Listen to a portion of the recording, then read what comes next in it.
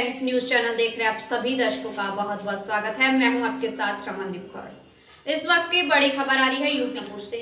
क्या है पूरा मामला, देखने के लिए बने रहिए हमारे। प्रयागराज पहुंचे, जहां निषाद पार्टी के अध्यक्ष मंत्री संजय निषाद ने अब बड़ा बयान दिया है घोसी उपचुनाव को लेकर। साथ ही उन्होंने घोसी उपचुनाव में कम वोट पाने की वजह भाजपा के एक नेता को बताया है, इशारों में बिना नाम लिए। और क्या कुछ कहा है इस पूरे मामले पर मंत्री संजय निषाद ने, आइए दिखाते हैं। नहीं, एनडीए को नाम नहीं, मैंने अभी अपने प्रेस में बताया कि जो लोकसभा का चुनाव है शीर्ष नेतृत्व और पार्टी पर होता है, और प्रदेश का चुनाव होता है वो पार्टी और मुख्यमंत्री के चेहरे पर होता है। और हम लोग लगातार जीत रहे हैं, और जो उपचुनाव होते हैं वो प्रत्याशी के चेहरे पर होता है, और प्रत्याशी के चेहरे पर अगर है तो वो उनके ऊपर है, वो पार्टी और एनडीए के ऊपर नहीं आया जा सकता। अच्छा, इससे क्या दबाव बढ़ेगा एनडीए पे? क्योंकि एनडीए और इंडिया गठबंधन के बाद ये पहला उपचुनाव था, कोई भी पहला चुनाव था जिसमें हार हुई है एनडीए की।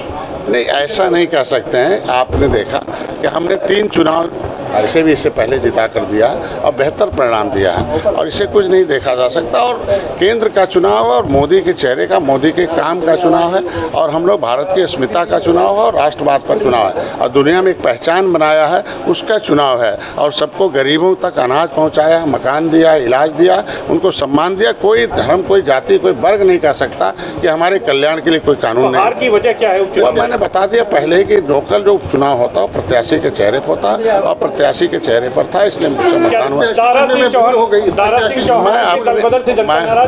हूँ, मैं अपनी बात कर सकता हूँ कि हमारे पास 43 गांव थे, 43, और 43 गांव में से 40 में जीता हूँ। 80% वोट मिला है।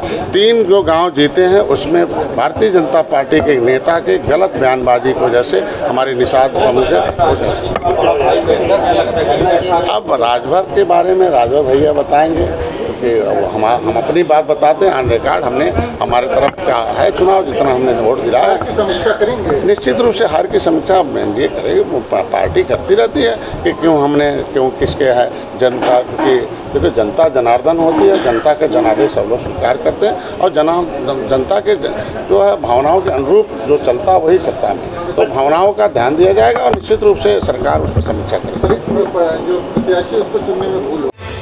संगम नगरी प्रयागराज में जहां इन दिनों तेजी से अवैध हुक्का बार संचालित हो रहे हैं और नियम कानून को ताक पर रखकर, चाहे वो सिविल लाइन्स हो चाहे करैली हो, ऐसे में जहां पुलिस ने बीते दिनों सिविल लाइन्स और करैली के हुक्का बार पर कार्रवाई भी की थी और कुछ लोगों को गिरफ्तार भी किया था, मगर ये अब काम थम नहीं रहा है और खुलेआम अवैध हुक्का बार संचालित हो रहे हैं। सबसे बड़ी बात है, इनमें पुलिस का भी खौफ नहीं है और नियम कानून को ताक पर रख कर जहाँ हुक्का बार में युवकों को तंबाकू व अन्य नशीले पदार्थ भी परोसे जा रहे हैं, जिससे कि युवा पीढ़ी को खोखला किया जा रहा है। चाहे वो करैली हो या फिर सिविल लाइन्स, हर जगह अवैध हुक्का बार चल रहा है। और सबसे ज़्यादा बात करें हुक्का बार की तो नैनी क्षेत्र यमुना नगर में ज़्यादा हुक्का बार संचालित हो रहे, जिन पर रोक लगाना कहीं ना कहीं पुलिस के लिए भी नाकामी साबित हो रहा है। और खुलेआम नियम कानून को ताक पर रखकर नैनी क्षेत्र में चल रहे हुक्का बार। भारतीय सूचना प्रौद्योगिकी संस्थान इलाहाबाद का 18वां दीक्षांत समारोह 9 सितंबर को आयोजित किया जाएगा, जिसमें कुल 615 छात्र छात्राओं को विभिन्न उपलब्धियां प्रदान की जाएंगी। 28 मेधावियों को मेडल भी प्रदान किया जाएगा। हरीश एस मेहता नेस्कॉम के संस्थापक अध्यक्ष दीक्षांत समारोह के मुख्य अतिथि होंगे, जबकि प्रोफेसर सुनील एस भागवत निदेशक भारतीय विज्ञान शिक्षा एवं अनुसंधान पुणे समारोह में वरिष्ठ अतिथि होंगे। ये 18वां दीक्षांत समारोह है IIIT इलाहाबाद इस संस्थान का, और उसमें in all this year 615 students को, छात्रों को इस दीक्षांत समारोह में दीक्षा दी जाएगी, इन्हें डिग्रीज कॉन्फर की जाएगी, जिनमें से 387 जो है वो अंडर ग्रेजुएट डिग्रीज़ है, और 206 पोस्ट ग्रेजुएट डिग्रीज़ है, और इसमें 14 PhD डिग्रीज़ है। तो इन ऑल 615 है। इनमें से लड़कियों की संख्या लेकिन थोड़ी कम है इन तीनों प्रोग्राम्स में। और इस दीक्षांत समारोह के लिए हमें मुख्य अतिथि गेस्ट ऑफ ऑनर के रूप में नैस्कॉम जो है सारे आईटी कंपनीज़ का इंडिया में जो एक बहुत बड़ा संगठन है, उसके फाउंडर चेयरमैन जो है श्री हरीश मेहता जी, जिनकी खुद की ऑनवर्ड टेक्नोलॉजीज़ नाम की कंपनी है, उसके वो चेयरमैन उसके भी है, वो हमें सौभाग्यवश इसके लिए इस समारोह के लिए चीफ मुख्य अतिथि के रूप में वो हमें मिले हैं। उनका एड्रेस छात्रों के लिए रहेगा। प्रोफेसर सुनील भागवत जो कि Indian institute of science education research Eicher Pune के निदेशक है और साइंस में आर्टिफिशियल साइंस और इंटरफेशियल साइंस के एक बहुत बड़े एक्सपर्ट है, वो इसमें सम्मानीय अतिथि के रूप में हमें उपलब्ध हुए हैं। उनका भी बच्चों के लिए एड्रेस रहेगा। देन हमारे माननीय मंत्री ji minister of state doctor Subhas Sarkar जो कि मिनिस्ट्री ऑफ हायर एजुकेशन के स्टेट मिनिस्टर है, उनको हमने कांटेक्ट करने की इनवाइट करने की कोशिश की, लेकिन उन्होंने उनका वीडियो मैसेज भेजा है ब्लेसिंग्स के रूप में, जो इस सारे समारोह में प्ले किया जाएगा। उसमें हमारे बीओजी चेयरमैन जो है डॉक्टर आनंद जी देशपांडे, जो परसिस्टेंट सिस्टम से $1 बिलियन कंपनी है, अभी इंडियन कंपनी लेकिन सारी दुनिया में फैली हुई है, वो बीओजी चेयरमैन है हमारे, उनका भी एड्रेस रहेगा और निदेशक का एक एड्रेस रहेगा, रिपोर्ट रहेगा। इसका स्वरूप है कल 4 बजे ये सारी कॉन्वोकेशन सेरेमनी होगी। ये सारे एड्रेसेस के बाद इन 615 लड़कियों को डिग्री प्रदान की जाएगी। हाँ, तो इस समारोह में ऐसा इसका स्वरूप है। एक 2-2.5 घंटे का सारा प्रोग्राम रहेगा और इसमें इन ऑल 22 मेडल्स दी जाएंगी।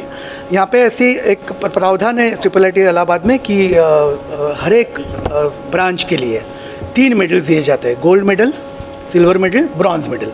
और जो लड़का या लड़की टॉपर्स ऑफ द टॉपर है, मतलब सारे ब्रांच में मिला के जिसका CGPA या मार्क्स सबसे ज़्यादा है, उसको चेयरमैन के नाम से गोल्ड मेडल दिया जाता है। इस बार ये गोल्ड मेडल विशेष मित्तल नाम से एक छात्र है हमारे, जो इलेक्ट्रॉनिक्स एंड कम्युनिकेशन इंजीनियरिंग के हैं, उनको चेयरमैन गोल्ड मेडल प्रदान किया जा रहा है। ऑल्सो यहाँ पे एक है कि बहुत सारे डोनर्स ने एक एंडोमेंट फंड दे के रखा है और उन्होंने कहा है कि जो बच्चे, जो लड़के लड़कियां, जो छात्र डिग्री या कॉन्वोकेशन समारोह में टॉपर्स होंगे, उनको इस एंडोमेंट फंड के नाम से स्वर्ण पदक दिया जाए, गोल्ड मेडल दिया जाए। ऐसे भी 6 गोल्ड मेडल्स कल प्रदान किए जाएंगे। इन ऑल ये सारे मेडल्स की संख्या 22 होगी, 22 होगी। सर एक और सवाल है कि 1999 में प्रयागराज के बैराना इलाके में उस समय हड़कंप मच गया जब एक तेज़ रफ्तार स्विफ्ट गाड़ी ने एक बाइक को टक्कर मार दी। बता दें, टक्कर इतनी ज़ोरदार थी कि जिससे बाइक चला रहे युवक को गंभीर चोट आई है। ऐसे में उसका पैर एक फ्रैक्चर हो गया और जिसके कारण वे ज़मीन पर गिर पड़ा। तत्काल उसने इसकी सूचना पुलिस को दी और मौके स्थानीय लोग भी मौजूद हो गए। वहीं तत्काल सूचना पाकर मौके पहुंची पुलिस जांच में जुट गई। बता दें, बैराना इलाके में जहां लालू जी एंड सन्स के गोदाम के सामने एक तेज़ रफ्तार स्विफ्ट ने एक बाइक सवार युवक को टक्कर मार दी, जिसका नाम संतोष है, जो कि जोगी चांदपुर सलोरी का रहने वाला है। वह ओला बाइक चलाता है और वह एक सवारी को लेकर नैनी स्टेशन जा रहा था। तभी स्विफ्ट कार ने उसे टक्कर मार दी और संतोष के पैर की हड्डी टूट गई। मौके पहुंची पुलिस उसे ने अस्पताल भेजा। देश दुनिया की खबरों के लिए world media times news channel को सब्सक्राइब करें।